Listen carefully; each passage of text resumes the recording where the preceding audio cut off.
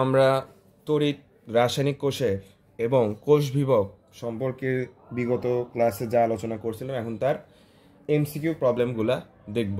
তো আমাদের প্রথম এমসিকিউ যেটা বলছে ড্যানিয়েল কোষে যে সকল ধাতু ইলেকট্রোড হিসেবে ব্যবহৃত হয় তা হলো, দেখো ড্যানিয়েল কোষ বা ভোল্টাইক কোষে আমরা দেখছিলাম যে অ্যানোডে থাকে জিঙ্ক এবং ক্যাথোডে থাকে কপার।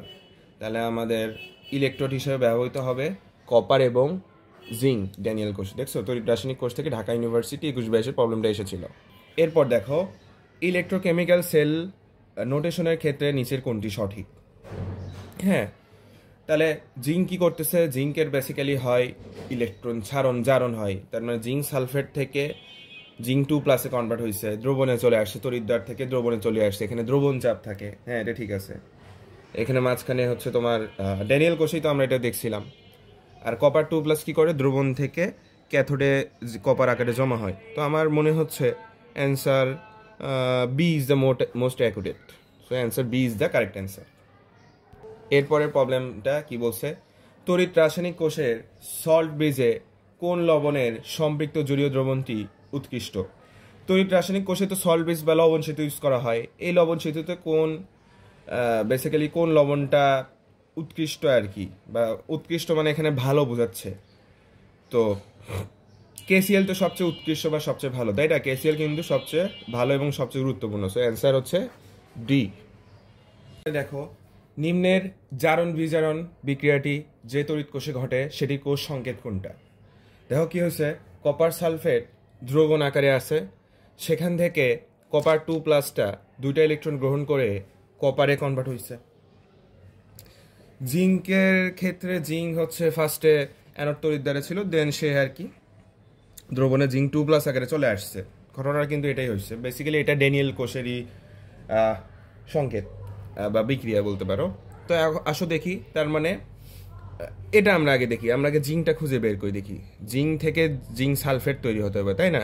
দেখো অ্যান্সার ডিটা কিন্তু সবচেয়ে কারেক্ট অ্যাকুরেট মনে হচ্ছে, যে জিঙ্ক থেকে জিঙ্ক সালফেট আর কপার সালফেট দ্রবণ থেকে কপার তৈরি হয়েছে। সো অ্যান্সার হচ্ছে আমাদের ডি। এভাবে যত দ্রুত সম্ভব আমাদেরকে অ্যান্সারটা খুঁজে বের করতে হবে। এরপর বলছে নিম্নলিখিত গ্যালভানিক কোষ সম্পর্কে সঠিক উক্তিটি চিহ্নিত করো।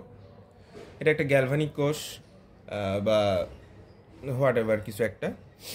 ড্যানিয়েল কোষেই তো বেসিক্যালি হয়। আচ্ছা যাই হোক, গ্যালভানিক কোষ দেখো জিঙ্ক থেকে জিঙ্ক 2+এ কনভার্ট হয়েছে, অর্থাৎ দুইটা ইলেকট্রন ছেড়ে দিয়ে জিঙ্ক 2+এ কনভার্ট হয়েছে। আর কপার 2+ কি করছে? দুটো ইলেকট্রন গ্রহণ করে কপারে কনভার্ট হয়েছে, তাই না? আচ্ছা, তো এখানে আসলে এখানে কি বলছে? Zinc electrolyte is the cathode, না? জিঙ্কে তো অ্যানোড হবে, এটা হবে না। Oxidation takes place at the copper electrolyte. Copper electrolyte অর্থাৎ ক্যাথোডে নাকি জারণ হয়েছে, না?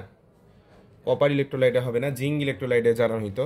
The reaction zinc 2+ copper is spontaneous. Zinc 2+ থেকে জিঙ্ক, না না না, জিঙ্ক 2+ থেকে না, জিঙ্ক থেকে জিঙ্ক 2+ হতো, এটাও হবে না। Electron flows from the zinc electrode to copper cathode. Copper cathode, হ্যাঁ এটা ঠিক আছে, যে ইলেকট্রনটা আমাদের ফ্লো হয়েছে জিঙ্ক থেকে কপারের দিকে, কপার ক্যাথোডের দিকে, আর কারেন্ট ফ্লো হয়েছে কপার ক্যাথোড থেকে জিঙ্কে, মানে কপার তড়িৎদ্বার থেকে জিঙ্ক তড়িৎদ্বার দিকে। সো কোশ্চেন এভাবে আসতে পারতো। এরপর জাহাঙ্গীরনগর ডি ইউনিটে একটা প্রশ্ন এসেছিল যে কোনটি অসত্য নয়। কোনটি অসত্য নয় এরকম ভেবা জায়গায় কিছু কোশ্চেন থাকে, অর্থাৎ কোনটি সত্য এটাই বোঝাচ্ছে। গ্যালভানিক কোষে বিজারণ অর্ধবিক্রিয়া ঋণাত্মক অ্যানোডে হয়। আচ্ছা, গ্যালভানিক কোষে বিজারণ অর্ধবিক্রিয়া, বিজারণ অর্ধবিক্রিয়া নাকি ঋণাত্মক অ্যানোডে হয়। আচ্ছা আচ্ছা, বিজারণ অর্ধবিক্রিয়া, না এটা বিজারণ অর্ধবিক্রিয়া ঋণাত্মক অ্যানোডে হয়, না না, অ্যানোডে তো না, অ্যানোডে তো জারণ হবে, সো এটা হবে না। অ্যানোডে তো জারণ হবে, বুঝছো? অ্যানোডে তো বিজারণ হবে না, অ্যানোডে জারণ হয়। গ্যালভানিক কোষে জারণ অর্ধবিক্রিয়া জারণ ক্যাথোডে হয়, না এটাও হবে না, এটাও হবে না, কারণ জারণ সবসময় অ্যানোডেই হবে। তড়িৎ বিশ্লেষ্য কোষে জারণ অর্ধবিক্রিয়া ঋণাত্মক অ্যানোডে হয়। জারণ, হ্যাঁ এটা হতে পারে। গ্যালভানিক কোষে ক্যাথোডটা ধনাত্মক, হ্যাঁ এটা মোস্ট অ্যাকুরেট মনে হচ্ছে, যে গ্যালভানিক কোষে ক্যাথোডটাই হয় আমাদের ধনাত্মক, কারণ কিনা ক্যাথোড থেকে অ্যানোডের দিকে আর কি কারেন্ট ফ্লো করে। ঠিক আছে, ক্যাথোড থেকে অ্যানোডের দিকে কি ফ্লো করে বলো তো? কারেন্ট ফ্লো করে, তাই না? তাহলে আমাদের ক্যাথোডটা হয়ে যায় পজিটিভ গ্যালভানিক কোষে, ক্যাথোডটা হয় তোমার পজিটিভ। তুমি আগে সব প্রশ্ন পড়বা, যেটা কনফিউশন মনে হবে ওইটা সময় নষ্ট করবা না, দেখবা যে অ্যান্সারে দেখো এটা মিলে গেছে, সো ওইটাই অ্যান্সার। তো গ্যালভানিক কোষে বা তড়িৎ রাসায়নিক কোষে আমরা দেখছিলাম যে ক্যাথোডটাই হয় পজিটিভ এবং অ্যানোডটাই হয় নেগেটিভ, বা ডেনিয়েল কোষ বা ভোল্টাইক কোষ হোয়াট এভার। সো অ্যান্সার হচ্ছে ডি। তড়িৎ বিশ্লেষ্য কোষে জারণ অর্ধবিক্রিয়া অর্ধবিক্রিয়া ঋণাত্মক অ্যানোডে হয়। আচ্ছা, এটা নিয়ে একটু পরে আমি কথা বলবো না, যে তড়িৎ বিশ্লেষ্য কোষে জারণ অর্ধবিক্রিয়া ঋণাত্মক অ্যানোডে হয়। আসলে অর্ধবিক্রিয়া তো ঋণাত্মক অ্যানোডেই হওয়া উচিত ছিল, এটা তো অনেকটাই ঠিক আছে। তো এটা আমি দেখবো নি, বাট মোস্ট অ্যাকুরেট কিন্তু এটাও হচ্ছে, ক্যাথোডটাই ধনাত্মক হয়। তো অ্যান্সার দুটোই হচ্ছে আমার মতে, বাট আমি তাও দেখে এটার অ্যান্সার আমি পরবর্তীতে জানাবো। এটা দেখো, লবণ সেতুতে উপযুক্ত তড়িৎ বিশ্লেষ্য হিসেবে কোনগুলা ব্যবহার করা হয়।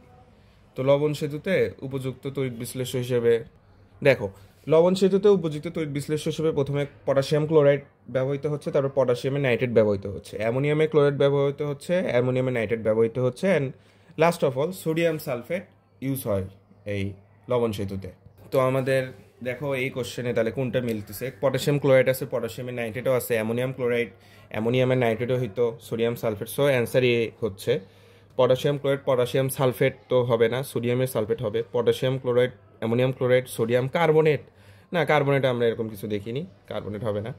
Potassium chloride, ammonium chloride, nitrate, সোডিয়ামের সালফেট হইতো, নাইট্রেট হবে না। সো অ্যান্সার হচ্ছে এ। এটা কিন্তু খুবই ইম্পর্টেন্ট, আমি তাও আরেকবার লিখে দিচ্ছি। দেখো, লবণ সেতু যেগুলো বেশি ইউজ হবে বা যেগুলো ইম্পর্টেন্ট সেগুলো হচ্ছে ফার্স্ট অফ অল কেসিএল, পটাশিয়ামের নাইট্রেট, তারপরে অ্যামোনিয়ামের ক্লোরাইড, তারপরে অ্যামোনিয়ামের নাইট্রেট, ঠিক আছে, অ্যামোনিয়ামের নাইট্রেট, তারপরে হচ্ছে সোডিয়ামের সালফেট, Na2SO4, এগুলো আর কি লবণ সেতুতে ইউজ হবে, ঠিক আছে। এখানে দেখো, জিঙ্ক সলিড থেকে জিঙ্ক 2+ কনভার্ট হচ্ছে, কপার 2+ অ্যাকোয়াস থেকে কপার সালফেটে কনভার্ট হচ্ছে, অর্থাৎ ড্যানিয়েল কোষে যে ব্যাপারটা হয়। ক্যাথোডে নিচে কোন বিক্রিয়াটি ঘটবে? ক্যাথোডে দেখো তো মিলতেছে না, কপার 2+ দ্রবণ থেকে দুটো ইলেকট্রন গ্রহণ করে ক্যাথোডে কপার আকারে জমা হবে, অ্যান্সার বি। তারপর একটা দেখি, ড্যানিয়েল কোষে দস্তা ও এসিডের রাসায়নিক বিক্রিয়ায় উৎপন্ন হয়। দেখো, দস্তা বলতে ড্যানিয়েল কোষে তো দস্তা বলতে আসলে জিঙ্কেই বোঝাচ্ছে, জিঙ্কেই বোঝাচ্ছে। আর অ্যাসিড হতে পারে, অ্যাসিড দেখো অপশনে সালফেট আমরা দেখতে পাচ্ছি। তো ধরো আমরা নিলাম, ধরো অ্যাসিড বলতে ধরো H2SO4কে নিলাম, এই সিএলকেও নিতে পারতাম, বাট অপশনে দেখো ক্লোরিন জাতীয় কিছু নাই। তার মানে কি দাঁড়াচ্ছে, তুমি যদি ধরো রিয়েকশনে ধরো তুমি জিঙ্ক আর হচ্ছে সালফিউরিক অ্যাসিডকে নাও, সাপোজ জিঙ্ক তো হচ্ছে হাইড্রোজেনের উপরে আছে, তাই না, লিকে বা এসার কারণে ম্যাজিক্যালি মুন যেন, ম্যাঙ্গানিজের পরে যেন, আর হাইড্রোজেন তো অনেক উপরে আছে। সো এই জিঙ্কটা হাইড্রোজেনকে প্রতিস্থাপন করে জিঙ্ক সালফেটে কনভার্ট করবে, এবং হাইড্রোজেন গ্যাস আকারে উড়ে যেতে পারে কিছু একটা। তো আমরা জিঙ্ক সালফেট পাবো বেসিক্যালি। তো আমাদের অ্যান্সার হচ্ছে ধরো এ। এটা ইম্পর্টেন্ট ছিল, একটা এমসিকিউ সরাসরি চলেও আসতে পারে এমসিকিউটা তোমার কোনো ভর্তি পরীক্ষায়। দেখো, এরকম কোশ্চেন মেডিকেলে প্রচুর আসে। কি বলছে, কোনটি লবণ সেতুর কাজ নয়? আচ্ছা, লবণ সেতুর কাজ নয়। আচ্ছা, আমরা আগে এই অপশনে দেখার আগে আমরা আগে দেখবো কোনটি লবণ সেতুর কাজ, সেগুলো আমরা এলিমিনেট করব। তো লবণ সেতুর কাজ হচ্ছে দুটা অর্ধকোষের সংযোগ রক্ষা করা। অর্ধকোষ বেসিক্যালি তড়িৎদ্বার আর তড়িৎ বিশ্লেষ্য মিলেই মূলত অর্ধকোষ হচ্ছে। তার মানে লবণ সেতু এটা কাজ, তো এটা হবে না, তাই না। তারপরে দুটি অর্ধকোষের তড়িৎ বর্তনী পূর্ণ করা, অর্ধকোষের মাধ্যমে একটা তড়িৎ বর্তনীও পূরণ করতেছে, হ্যাঁ, তো এটাও কাজ, তো এটাও হবে না। দুটি অর্ধকোষের চার্জের নিরপেক্ষতা বজায় রাখে, হ্যাঁ, দুটি অর্ধকোষের চার্জের নিরপেক্ষতা, হ্যাঁ, চার্জের নিরপেক্ষতা বজায় রাখতেছে। কারণ কিনা এখানে দেখা যাচ্ছে যে তোমার একটা পাত্রে ক্যাটায়নের সংখ্যা বেশি হচ্ছে, এক একটা পাত্রে অ্যানায়নের সংখ্যা বেশি হচ্ছে। তো এই যে চার্জের ভারসাম্যতা, সেটা কিন্তু আমাদের এই লবণ সেতু রক্ষা করতেছে, তাই না। চার্জ বেশি হলে সেটাকে দ্রবণ বানাই দিচ্ছে, দেন চার্জ নিরপেক্ষ হয়ে যাচ্ছে। তো এটা হচ্ছে, এটাও কাজ। তারপর হচ্ছে দুটি অর্ধকোষের ক্যাথোড ও অ্যানোডের সংযোগ রক্ষা করে। না, ক্যাথোড ও অ্যানোডের সংযোগ রক্ষা কিন্তু তার করে থাকে, হ্যাঁ, লবণ সেতু কিন্তু থাকে হচ্ছে তোমার তড়িৎ বিশ্লেষের সাথে, ও কিন্তু ক্যাথোড আর অ্যানোডের সংযোগ রক্ষা করতেছে না, বেসিক্যালি ক্যাথোড অ্যানোডের সংযোগ রক্ষা করে তার। সো এটা কাজ নয়, সো এটাই অ্যান্সার। শ্রেণীবিন্যাসের ড্যানিয়েল কোষটা হলো এক তরল মৌলিক কোষ, না ড্যানিয়েল কোষটা আমরা দেখছিলাম দুই তরল মৌলিক কোষ। লেড সঞ্চয় করে নিকেল না, দুই তরল মৌলিক কোষ আমরা প্রথমে দেখছিলাম। মৌলিক মানে কি? মৌলিক মানে সেটা যেটা কিনা রিচার্জেবল নয়, হ্যাঁ, যেটাকে তুমি আর চার্জ দিতে পারবা না, এটা একবারই ইউজ করে একবারই ব্যবহার করতে হবে, দেন ফেলে দিতে হবে। দুই তরল মানে দুটা তড়িৎ বিশ্লেষ্য থাকবে, তাই না? ড্যানিয়েল কোষে কিন্তু দুইটা তড়িৎ বিশ্লেষ্য থাকে। আচ্ছা, এই দেখো আমরা প্রথম পেজে পড়ছিলাম যে তড়িৎ রাসায়নিক কোষের উদাহরণ গ্যালভানিক কোষটা 2 প্রকোষ্ঠ হয়ে থাকে, বাট শুষ্ক কোষটা 1 প্রকোষ্ঠ, এটা আমরা নেক্সট ক্লাসে দেখবো। আর গ্যালভানিক কোষটা 2 প্রকোষ্ঠ হতে পারে। এই তো, তাহলে শ্রেণীবিন্যাসে ড্যানিয়েল কোষটা হচ্ছে দুটি তরল মৌলিক কোষ, তাই না? দুটো তড়িৎ বিশ্লেষ্য থাকবে এবং একটা মৌলিক কোষ, সো অ্যান্সার আমাদের বি। আচ্ছা, ড্যানিয়েল কোষে তড়িৎ প্রবাহের দিক, হ্যাঁ এই তো দেখছো এমসিকিউ চলে আসছে, চট্টগ্রাম ইউনিভার্সিটিতে আসছিল। ড্যানিয়েল কোষে তড়িৎ প্রবাহের দিকটা হচ্ছে ভাইয়া, দেখো জিঙ্ক থেকে কপারের দিকে, অ্যানোড থেকে ক্যাথোডের দিকে বেসিক্যালি তোমার হচ্ছে ইলেকট্রন ফ্লো হচ্ছিল, আর কপার থেকে জিঙ্কের দিকে, তাই না? কপার থেকে তোমার জিঙ্কের দিকে, হ্যাঁ, কপার থেকে তোমার জিঙ্কের দিকে বেসিক্যালি কারেন্ট ফ্লো হচ্ছিল, সো অ্যান্সার হচ্ছে বি। ঠিক আছে, এই প্রবলেমটা দেখো কি বলছে, জিঙ্ক 2+ থেকে জিঙ্ক, আচ্ছা সিলভার প্লাস থেকে সিলভার তড়িৎদ্বার দুটা বিজারণ বিভব দেওয়া আছে ভাইয়া। আচ্ছা, এই তড়িৎদ্বার দুটি দ্বারা কোষের মোট বিভব কত? দেখো, দুটা বিজারণ বিভব বা দুটা জারণ বিভব থাকলে আমরা এভাবে বের করতাম না, শর্টকাটটা কি ছিল, তাই না? আমরা এইগুলা কিছু দেখার দরকার নেই, এখানে কি আছে, এখানে বলে যে দুটো বিজারণ বিভব, তার মানে এই কোষটা আমরা স্বতঃস্ফূর্ত ধরে নিতে পারি যে স্বতঃস্ফূর্ত বিক্রিয়া এখানে হয়েছে। তার মানে ইএমএফ সমান বড় থেকে তুমি ছোট বাদ দিবা, তাই না? এখন বড় মান কত বলো তো?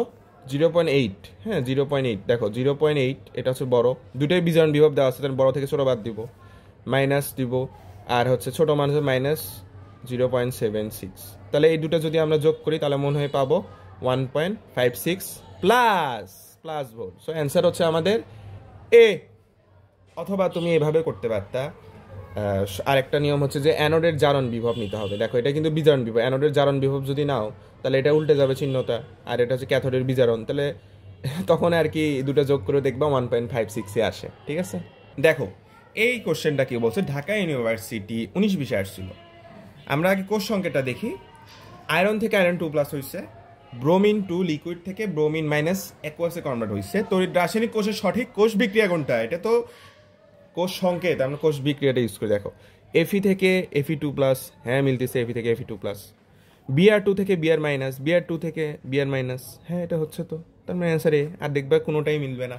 ঠিক আছে, এই কোশ্চেনটা দেখো, কোষ সংকেত দেওয়া আছে জিঙ্ক আর কপারের, কোষের অ্যানোড ও ক্যাথোডের প্রমাণ বিজারণ বিভব, তার বিজারণ বিভব দেওয়া আছে, মানে আমরা স্বতঃস্ফূর্ত ধরে নিব।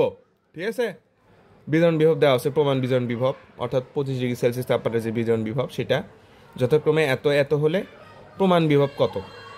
দেখো, এটা কিন্তু বিজারণ বিভব দেওয়া আছে, জিঙ্কের এখানে কোষ সংকেতে দেওয়া আছে তোমার জিঙ্কের বেসিক্যালি জারণ হয়েছে, বাট এখানে বিজারণ বিভব দেওয়া আছে, তার মানে চিহ্নটা চেঞ্জ করে দিব, আর কপারের বিজারণ বিভবের সাথে যোগ করে দিব। অথবা তুমি আরেকটা শর্টকাট, এটা কি, মানে যে কোনো একটা দিয়েই করবা, যে ছোট মান কোনটা, সরি বড় মান কোনটা, ইএমএফ যখন দুটাই বিজারণ বিভব দুটাই জারণ বিভব দেওয়া থাকে, বড় মান থেকে ছোট মান বিয়োগ, তাহলে 0.34 হচ্ছে বড়, সেখান থেকে বিয়োগ দিব আমরা ছোট মান -0.76, তাহলে এই দুটো যদি আমরা যোগ করি তাহলে হবে হচ্ছে 1.1 ভোল্ট, তাই না? 1.1 ভোল্ট, অর্থাৎ অ্যান্সার হচ্ছে আমাদের এ। এরপরের এমসিকিউটা দেখো, H2O2 বা হাইড্রোজেন পারঅক্সাইডকে ম্যাঙ্গানেট আয়ন দ্বারা জারণ করা হলে কোষ বিভব ইনর্ট সেল হিসাব করো, অর্ধ বিক্রিয়াগুলো লেখো। আচ্ছা, এখানে দেখো হাইড্রোজেন প্লাসটা 2টা ইলেকট্রন গ্রহণ করছে, তার মানে বিজারণ হয়েছে। ম্যাঙ্গানেট আয়নটা 5টা ইলেকট্রন গ্রহণ করছে, মানে বিজারণ হয়েছে। এবং তাদের বেসিক্যালি তাদের আসলে বিজারণ বিভবটাই দেওয়া আছে, বুঝছো? তাদের কিন্তু এখানে তোমার এই যে এই ভোল্টটা, এটা বিজারণ বিভব, দুইটারই বিজারণ বিভব দেওয়া আছে। তো দুটারই যদি বিজারণ বিভব দেওয়া থাকে তাহলে আমরা বড়টা থেকে ছোটটা বাদ দিব, তাই না? তুমি তো এটা দেখে অন্তত বুঝতে পারতেছো যে দুটা ইলেকট্রনই গ্রহণ করছে, গ্রহণ করলে মানে কি, তাদের বিজারণ বিভব দেওয়া আছে। আচ্ছা, তার মানে এটা তুমি শিওর যে দুটাই বিজারণ বিভব, কারণ দুটো ইলেকট্রন এরা গ্রহণ করছে, তার মানে বড়টা থেকে ছোটটা বাদ দিবা, তাহলে ইনর্ট সেলের মান বা ইএমএফটা পেয়ে যাবা। বড় মান কত? 1.51, এখান থেকে যদি আমি 0.68 বাদ দিই, হ্যাঁ, তাহলে যেটা হবে সেটা হচ্ছে সম্ভবত 0.83 ভোল্ট। এটা কি আশা রাখি বুঝতে পারছো যে আমি কোশ্চেন দেখেই বুঝবো যে এরা ইলেকট্রন গ্রহণ করছে, মানে বিজারণ বিভব দেওয়া আছে। তাহলে আমরা বড়টা থেকে ছোটটা বাদ দিয়ে যেটা পাবো সেটাই হচ্ছে আমাদের অ্যান্সার। কি বলছে, নিম্নের জারণ বিজারণ বিক্রিয়াটি যে তড়িৎ কোষে ঘটে সেটির কোষ সংকেতটা কি। দেখো এখানে আমাদের বিক্রিয়াটা বলে দেওয়া আছে যে কপার সালফেট থেকে কপারে কনভার্ট হয়েছে, মানে এটা হচ্ছে বেসিক্যালি কপার 2+ থেকে কপারে কনভার্ট হয়েছে, আর জিঙ্ক থেকে জিঙ্ক 2+-এ কনভার্ট হয়েছে, তাই না? আচ্ছা, তাহলে এটার কোষ সংকেতটা আমরা দেখি আসো। দেখো জিঙ্ক সালফেট ফার্স্টে, জিঙ্ক সালফেট ফার্স্টে হবে না, জিঙ্ক ফার্স্টে তড়িৎ দ্বারা থাকবে, দেন আর কি দ্রবণে চলে আসে, জিঙ্ক সালফেটে কনভার্ট হবে, আর কপার সালফেট দ্রবণ থেকে কপারে কনভার্ট হচ্ছে। So answer D is the correct answer. দেখা মাত্র উত্তর। তো এটা দেখি কোন বিক্রিয়াটা স্বতঃস্ফূর্তভাবে ঘটে। দেখো স্বতঃস্ফূর্তভাবে ঘটে এটা আমরা কিভাবে চেক করতে পারি। আমরা কোষ বিভব দেওয়া আছে, দেখো কোষ বিভব এদের দেওয়া আছে এবং বিক্রিয়াটা দেওয়া আছে, আমরা বুঝতে পারতেছি কার জারণ হবে কার বিজারণ হবে। তো আমরা যদি এই কোষ বিভবগুলো যোগ করে যদি আমরা ইএমএফ এর মানটা >0 পাই, তাহলে আর কি তোমার বিক্রিয়াটা স্বতঃস্ফূর্তভাবে হবে, তাই না? আচ্ছা, তাহলে দেখো কোন বিক্রিয়াটি তাহলে স্বতঃস্ফূর্তভাবে ঘটে আসো দেখি। দেখো জিঙ্ক থেকে জিঙ্ক 2+-এ কনভার্ট হচ্ছে, অর্থাৎ জিঙ্কের জারণ হয়েছে। ক্যাডমিয়াম 2+-এ ক্যাডমিয়ামে কনভার্ট হয়েছে, অর্থাৎ ক্যাডমিয়ামের বিজারণ হয়েছে, তাই না? এটা কি বোঝা গেছে? ক্যাডমিয়ামের বিজারণ হয়েছে আর জিঙ্কের জারণ হয়েছে, দুটো ইলেকট্রনকে ছেড়ে দিয়ে। আচ্ছা, তাহলে জিঙ্কের যদি জারণ হয়, দেখো জিঙ্কের এটা কি দেওয়া আছে, বিজারণ বিভব দেওয়া আছে জিঙ্ক 2+, তাহলে জারণ বিভব কি হবে 0.763 ভোল্ট জারণ বিভব। আর ক্যাডমিয়ামের বিজারণ বিভবই দেওয়া আছে -0.404। এখন তুমি যদি ভাইয়া 0.76 প্লাস 0.4 সরি মাইনাস, এটা তো মাইনাস মান, যদি আমরা এটা হিসাব করি, দেন এই মানটা 0 থেকে বড়ই হবে না, 0 থেকে বড় কিছু একটা হবে, তার মানে ইএমএফটা >0, তার মানে বিক্রিয়াটি স্বতঃস্ফূর্ত। আমাদের আর অপশন দেখাই লাগতেছে না, ঠিক আছে? একটু টাইম কনজিউমিং, বাট প্রথম অপশনটাই মিলে গেছে। তুমি এগুলা চেক করে দেখবা, এগুলা মনে করো হবে না, হ্যাঁ এগুলা আসলে হবে না। যেমন দেখো জিঙ্ক সালফেট থেকে জিঙ্ক হয়েছে, এটা তো এই বিক্রিয়াই তো হয়নি, এটা তাহলে কি হিসাব করবা? ধরো আমরা লাস্টেরটা দেখি যে এসএন+ থেকে কি হয়েছে, এসএনএ কনভার্ট হয়েছে। আচ্ছা, এফি থেকে Fe3+-এ কনভার্ট হয়েছে, তাহলে দেখো আমরা ধরো ডিটা চেক দিই, এফি থেকে Fe3+-এ কনভার্ট হয়েছে, তার মানে এটা বিজারণ বিভব দেওয়া আছে, জারণ বিভব হবে 0.036, তাই না? আর এসএন+ দুইটা ইলেকট্রন গ্রহণ করে, তাহলে -0.14। তাহলে এই দুটা যদি হিসাব করে দেখবা যে 0 থেকে মানে ইএমএফ এর মানটা <0 আসতেছে, তার মানে এটা তো স্বতঃস্ফূর্ত হবেই না। আশাটা কি বোঝা গেছে? কি বলছে দেখো, কোষ বিভবে কোন অবস্থায় তড়িৎ কোষে বিক্রিয়াটা স্বতঃস্ফূর্তভাবে, কোষ বিভবটা যদি তোমার ধনাত্মক হয়, অর্থাৎ ইএমএফ এর মানটা বা কোষ বিভবের মানটা >0 হয়, অর্থাৎ ধনাত্মক হয়, তখনই আর কি স্বতঃস্ফূর্তভাবে ঘটবে। নিচের কোন তড়িৎদ্বার বিক্রিয়াটি জারণ বিক্রিয়া? কোন তড়িৎদ্বারে বেশি জারণ বিক্রিয়াটা হবে? দেখো কপার 2+ থেকে কপার, এটা হবে না। H+ থেকে H2, এটাও হবে না। জিঙ্ক থেকে জিঙ্ক 2+, এটা অ্যাকুরেট, সো এটা হচ্ছে জারণ বিক্রিয়া। এরপর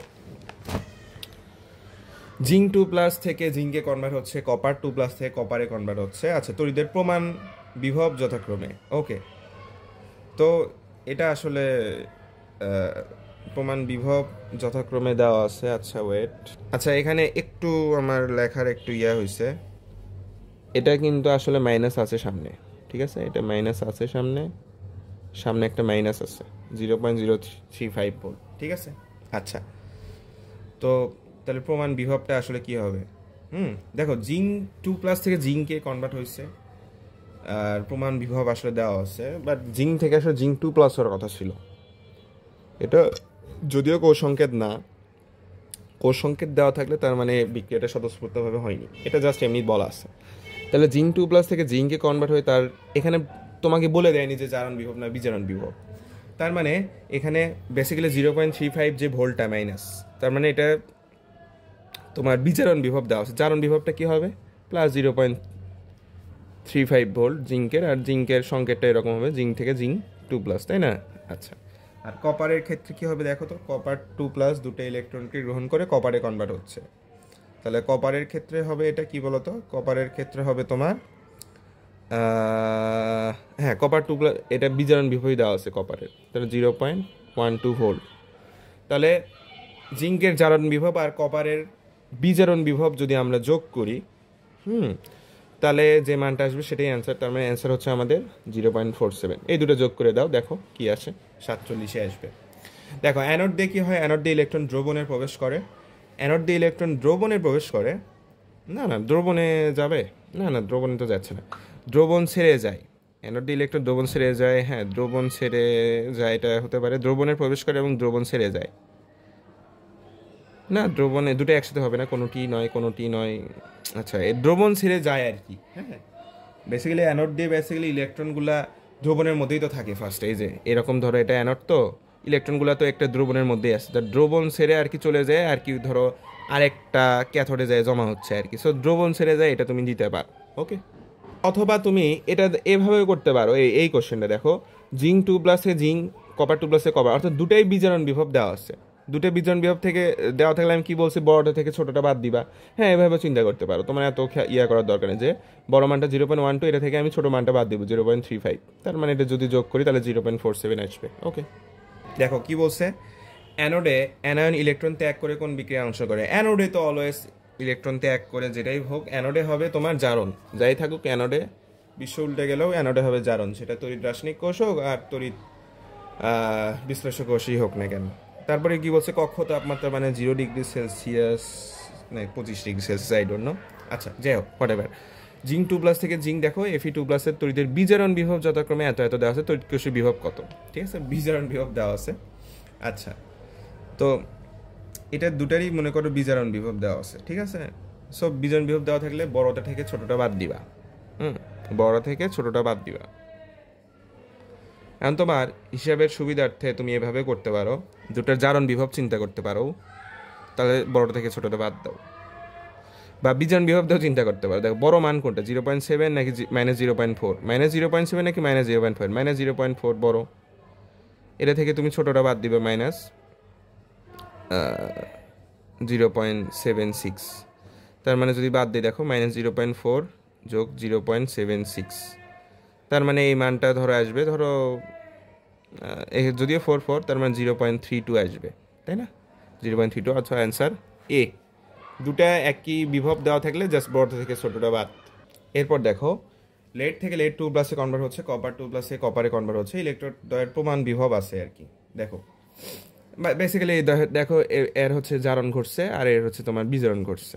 আচ্ছা তো Pb2+ থেকে পিবিতে কনভার্ট হচ্ছে, এটা বিজারণ বিভব দেওয়া আছে, এটাও বিজারণ বিভব, তাই না, দুটাইরই বিজারণ বিভব দেওয়া আছে। আচ্ছা এটা তো তুমি বুঝতেই পারতেছো দেখে। এখন বড়টা থেকে ছোটটা বাদ দাও, যদি দুটো সেম থাকে তাহলে কি হবে, ইএমএফ 0.34 বিয়োগ -0.13, তাই না, তারপরে যদি যোগ করি তাহলে 0.47 প্লাস, অ্যান্সার হচ্ছে আমাদের বি। এরপর E0 হচ্ছে ম্যাগনেসিয়াম 2+ থেকে ম্যাগনেসিয়ামে কনভার্ট হচ্ছে, কপার 2+ কপারের মান যথাক্রমে, অর্থাৎ দুটাই তোমার এখানে তোমাদের এখানে দুটাই কিন্তু বিজারণ বিভব দেওয়া আছে, তাই না, দুটাই বিজারণ বিভব দেওয়াই আছে, ফাইন। আচ্ছা দুটা যদি বিজারণ বিভব দেওয়া থাকে তাহলে আমি বড়টা থেকে ছোটটা বাদ দিতে পারি, সেভাবে দেখো এখানে আমরা কোষ সংকেত দেওয়া আছে। আচ্ছা তো দুটা যদি বিজারণ বিভব দেওয়া থাকে তার বড়টা কত, 0.34, এটা থেকে আমি ছোটটা বাদ দিব -2.36, তাহলে দুটা যদি যোগ করতে হবে 2.7, সো অ্যান্সার সি। আর এখানে আর কি তুমি চাইলে এটার জারণ বিভব নিতে পারো, জাস্ট প্লাস হয়ে যাবে, দেন দুটো যোগ করে দিলা, বিজারণ বিভব যোগ করে দিলা, জারণ প্লাস বিজারণ বিভব, অ্যান্সার 2.7ই আসবে। পরের এমসিকিউটা দেখি, দেখো ক্যাডমিয়াম থেকে ক্যাডমিয়াম 2+ কনভার্ট হয়েছে, এটা বেসিক্যালি জারণ, তাই না, দুটো ইলেকট্রন ছেড়ে দিয়ে কপার ক্যাডমিয়াম 2+ কনভার্ট হয়েছে, এর সাথে কোনটা অ্যানোড হিসেবে ব্যবহার করা যাবে, অ্যানোড হিসেবে ব্যবহার করা যাবে যার জারণ বিভবটা বেশি। তাহলে দেখো ক্যাডমিয়ামের এখানে জারণ বিভব দেওয়া আছে, তাহলে এখানে আমরা দেখি কার জারণ বিভবটা বেশি এর তুলনায়, সেটা তুমি অ্যানোড হিসেবে ইউজ করতে পারো। ম্যাগনেসিয়ামেরটা দেখো অনেক বেশি 2.36, হ্যাঁ এটা ইউজ করা যাবে। পরেরগুলো কি যাবে, সবগুলোরই জারণ বিভব দেওয়া আছে, দেখো 0.4 থেকে সব ছোটো ছোটো, একটাও যাবে না। ওকে অ্যান্সার এ। এরপর দেখি নিচের বিক্রিয়ার জন্য ডেল E0 এর মান কত, নিচের বিক্রিয়ার জন্য ডেল E0 এর মান আমাদের চাইছে। আচ্ছা দেখো অ্যালুমিনিয়াম 3+ কি করছে, ইলেকট্রন গ্রহণ করে অ্যালুমিনিয়ামে কনভার্ট হয়েছে, অ্যালুমিনিয়ামের বিজারণ হয়েছে এখানে, আর জিঙ্ক থেকে জিঙ্ক 2+ কনভার্ট হয়েছে, অর্থাৎ জিঙ্কের জারণ হয়েছে। আচ্ছা ঠিক আছে, অ্যালুমিনিয়াম 3+ থেকে অ্যালুমিনিয়াম 3, অর্থাৎ এখানে ধরো এটা বেসিক্যালি বিজারণ বিভব দেওয়া আছে, এটা বিজারণ বিভব, আর এটা জিঙ্ক 2+ থেকে দুইটা ইলেকট্রন গ্রহণ করছে, এটাও জিঙ্কের বিজারণ বিভব দেওয়া আছে, তার মানে ছোটোটা থেকে তুমি বড়টা বাদ দিবা, বড়টা থেকে ছোটটা বাদ দিবা। তোমার এত কিছু করার দরকার নেই ভাই, তোমার আমি বলতেছি তোমার এত কিছু করার দরকার নেই। হ্যাঁ, তুমি জিঙ্কের জারণ বিভবটা নাও 0.76। আমি তো জানি যে জিঙ্কের জারণ হয়েছে, তাহলে উল্টে দিলেই জারণ বিভব। আর অ্যালুমিনিয়ামের বিজারণ বিভব এটা ঠিকই আছে, এটা যোগ করে দিবা, তার প্লাস মাইনাস 1 বা শর্টকাট দিয়েও করতে পারতা। তাহলে এটা আসবে হচ্ছে যে তোমার সম্ভবত -0.9। হ্যাঁ, -0.9, অর্থাৎ অ্যান্সার হচ্ছে তোমার বি, এটাই আসার কথা। পরে এমসিকিউটা দেখি, তড়িৎ বিশ্লেষণ প্রক্রিয়ায় ক্যাথোডে কোন ধরনের বিক্রিয়া? ক্যাথোডে তো ভাই বিজারণ আর অ্যানোডে জারণ, তার ক্যাথোডে বিজারণ, অ্যান্সার বি। তবে জিএসটি 22-23 প্রবলেমটা আসছিল, তড়িৎদ্বার দুটির বিজারণ বিভব দেওয়া আছে। হ্যাঁ, জিঙ্ক আর কপারের বিজারণ বিভব দেওয়া আছে, তড়িৎদ্বার দুটি দিয়ে তৈরি কোষের বিভব কত? ঠিক আছে, 2+ থেকে 0, 2+ থেকে 0, অর্থাৎ বিজারণ ইলেকট্রন গ্রহণ করেই তো 0-তে কনভার্ট হয়েছে। মানে বড়টা থেকে ছোটটা বাদ দাও, বড় কত? 0.34 থেকে ছোটটা বাদ দিব, -0.74। তাহলে আমরা যদি এটা যোগ করি তাহলে মনে হয় পাবো +1.08, অর্থাৎ অ্যান্সার হচ্ছে তোমার, আচ্ছা এ বি, অ্যান্সার সি। ঠিক আছে, অ্যান্সার সি, এটাই কারেক্ট অ্যান্সার। এরপরেরটা দেখি, Fe থেকে Fe2+, কপার 2+-এ কপারে কনভার্ট কোষের ক্যাথোড বিক্রিয়া কোনটি? ক্যাথোডে, এটা তো অ্যানোডে, এটা তো অ্যানোডে হয়েছে তাই না, ইলেকট্রন ছেড়ে দিয়েছে, আর কপারেরটা হবে ক্যাথোডে। আচ্ছা, ক্যাথোডে তাহলে কি হবে? কপার 2+, এই যে কপার 2+, দুটো ইলেকট্রন গ্রহণ করে কপারে কনভার্ট হয়েছে, সো এটা হচ্ছে ক্যাথোড বিক্রিয়া, ফার্স্টে আসছিল। তারপর দেখো, রাসায়নিক তড়িৎ কোষের উল্লেখিত কোনটিতে জারণ ঘটে? জারণ কোনটাতে ঘটবে? অলওয়েজ অ্যানোডেই জারণ ঘটবে, রাসায়নিক কোষ বলো আর তড়িৎ বিশ্লেষক কোষ যেটাই বলো না কেন। কোষ বিক্রিয়ায় স্বতঃস্ফূর্তভাবে ঘটাতে হলে কোষের ইএমএফ এর মান কত হতে হবে? কোষের ইএমএফ এর মান 0 থেকে বড় হতে হবে, 0 থেকে বড় মান মানে ধনাত্মক হতে হবে, তাই না? যে কোনোটা তো হতে পারবে না অবশ্যই, যে কোনো তো 0 নেগেটিভ হতে পারে। সো সাধারণত অবস্থায় একটা ভোল্টাইক বৈদ্যুতিক সেলের ইএমএফ কত? ভোল্টাইক বা ড্যানিয়েল কোষ, এটা একটু মনে রাখবা, ভোল্টাইক বা কি বলতো ড্যানিয়েল কোষ, ঠিক আছে, ড্যানিয়েল কোষ। এই ভোল্টাইক বা ড্যানিয়েল কোষের ইএমএফটা থাকে 1.1 ভোল্ট, এটা একটু মনে রাখবা, ওকে। এবং এটা কিন্তু ইম্পর্টেন্ট আসতে পারে যে ভোল্টাইক বা ড্যানিয়েল কোষে বিভবটা থাকবে 1.1 ভোল্ট, যে কোনো ভর্তি পরীক্ষায় পাবা ভাই, শিওর। দেখো এখানে কি বলছে, যে একটা তামার পাত্রে ম্যাগনেসিয়াম সালফেট দ্রবণ রাখা যাবে। কি তামা? তামা হচ্ছে কপার, তামা কপার তাই না, আর 10টা ছিল মেবি জিঙ্ক। হ্যাঁ, 10টা জিঙ্ক। তো আমরা থিওরিতে পড়ছিলাম, থিওরি ক্লাসে আলোচনা করা হয়েছিল যে ছোট ভাইয়ের পাত্রে বড় ভাই দ্রবণ রাখা যাবে, ছোট ভাইয়ের পাত্রে। এখন ছোট ভাইয়ের পাত্র কি? যারা হচ্ছে তড়িৎ রাসায়নিক সারির নিচের দিকে আছে। এখন আমরা হিসাব করে দেখি যে কি বলছে, ম্যাগনেসিয়াম সালফেট দ্রবণ রাখা যাবে কিনা। এটা এখন আমরা দেখবো ছোট ভাইকে এখানে। হ্যাঁ, ম্যাগনেসিয়াম আমরা বেসিক্যালি কপারের পাত্রে রাখতে পারবো কিনা। দেখো, লিকে বা এসার কানের ম্যাজিক, প্রথমে ম্যাগনেসিয়াম, লিকে বা এসার কানের ম্যাজিক এলে মঞ্জিয়ানের ক্রোমিয়াম ফিরে কেকে নীল শোনা পাবে হাই, আন্টি আসবে কুলাঙ্গার। কত নিচে আছে কপার, কপার তো এখানে ছোট ভাই, এবং ছোট ভাইয়ের পাত্রে তুমি ম্যাগনেসিয়ামকে ইজিলি রাখতে পারবা, তাই না? তাহলে অর্থাৎ ছোট ভাইয়ের পাত্রে আমাদের এই বড় ভাই ম্যাগনেসিয়ামকে রাখা যাবে, বাট বড় ভাইয়ের পাত্রে রাখা যাবে না। ধরো তোমাকে বললো যে ম্যাগনেসিয়ামের পাত্রে তুমি কপারকে রাখতে পারবে কিনা। বেসিক্যালি ম্যাগনেসিয়াম বড় ভাই ইলেকট্রন দিতে দিতে বড় ভাইয়ের একদম গোয়াই ফুটে হয়ে যাবে, মানে পাত্র ফুটে হয়ে যাবে, ওকে। ক্যাথোডে দেখো, ম্যাগনেসিয়াম থেকে ম্যাগনেসিয়াম 2+-এ কনভার্ট হচ্ছে, তাই না? সাথে কোনটি অ্যানোড রূপে ব্যবহার করা হবে? ক্যাথোডে এটা ব্যবহার হচ্ছে বেসিক্যালি, ক্যাথোডের এটা জারণ বিভব দেওয়া আছে, দেখছো ম্যাগনেসিয়ামের জারণ বিভব দেওয়া আছে অ্যানোড রূপে, তারপরে এর চেয়েও বড় যেটা, সেটা হচ্ছে অ্যানোড হিসেবে ইউজ হবে, অ্যানোডের জারণ বিভব সবচেয়ে বেশি হয়। আচ্ছা, তাহলে জিঙ্ক কি হবে? এটার চেয়ে এটার জারণ বিভব কম, এটার জারণ বিভব সবচেয়ে বেশি। হ্যাঁ, ক্যালসিয়াম হবে। এগুলা তো হবেই না, এগুলা হবেই না। আসলে কি বুঝছো, অ্যানোডের জারণ বিভবটা অলওয়েজ বেশি হয়। তারপর দেখি, ইনট সেলের ধনাত্মক মানের জন্য বিক্রিয়াটি হবে, ইনট সেলের ধনাত্মক মানের জন্য বিক্রিয়াটা হবে, ধনাত্মক মান যদি বিক্রিয়াটা হবে স্বতঃস্ফূর্ত, এই তো। আবার কি বলছে দেখো, কোনো তড়িৎ রাসায়নিক কোষের পটেনশিয়াল ইনট -1.1 ভোল্ট হলে বিক্রিয়াটা কোষ বিক্রিয়া স্বতঃস্ফূর্তভাবে ঘটবে না, মাইনাস হলে তো স্বতঃস্ফূর্তভাবে ঘটবে না, কোষ বিক্রিয়া শুরুর কিছুক্ষণ পর বন্ধ হয়ে যাবে, কোষ বিক্রিয়া স্বতঃস্ফূর্তভাবে ঘটবে না। রাসায়নিক শক্তি বিদ্যুৎ শক্তিতে পরিণত হবে না, রাসায়নিক শক্তিতে বিদ্যুৎ শক্তিতে কনভার্ট হবে তড়িৎ রাসায়নিক কোষ এটা করে। সো যেহেতু এটা নেগেটিভ আছে, দেখতেই পাচ্ছ সামনে একটা নেগেটিভ, তার মানে আসলে কোষ বিক্রিয়াটা স্বতঃস্ফূর্তভাবে ঘটবে না। দেখো এখানে কি বলছে, একটি গ্যালভানিক কোষে সংঘটিত অর্ধ বিক্রিয়া যথাক্রমে ম্যাগনেসিয়াম 2টি ইলেকট্রন গ্রহণ করছে, অ্যালুমিনিয়ামে 2টি ইলেকট্রন 3টে ইলেকট্রন গ্রহণ করছে, অর্থাৎ এদের বিজারণ বিভব দেওয়া আছে। তাহলে কোষ বিভব কি? কোষ বিভব তাহলে ইএমএফ, এটা আমরা বের করবো কি বলতো, বড়টা থেকে ছোটোর বাদ দিব। -1 বড় না -2 বড়? অবশ্যই -1 বড়। তাহলে -1.66 থেকে আমরা ছোটোটা -2.37 বাদ দেবো। তুমি সংখ্যা রেখায় দেখো, সংখ্যা রেখায় আঁকো, দেখো কোনটা বড় হয়, তাহলেই তো বুঝবা। তাহলে -1.66 প্লাস হচ্ছে 2.37, তাহলে আমরা যদি হিসাব করি দেখো 34 আর 37 যদি যোগ করি তাহলে হচ্ছে 71 প্লাস 7 হ্যাঁ মানে 0.71 আর কি। তো অ্যান্সার ডি, এটাই কারেক্ট অ্যান্সার। তো আমাদের class MCQ problem solving class এই পর্যন্তই ছিল। আমরা মূলত তড়িৎ রাসায়নিক কোষ আর হচ্ছে তোমার কোষের বিভব সংক্রান্ত প্রবলেমগুলো সলভ করছি। এরপরের ক্লাসে তোমাদেরকে ওয়েলকাম থাকবে, তোমরা পরে ক্লাসও করে পুরা তড়িৎ রাসায়নিক কোষ চ্যাপ্টারটা শেষ করবা। ধন্যবাদ।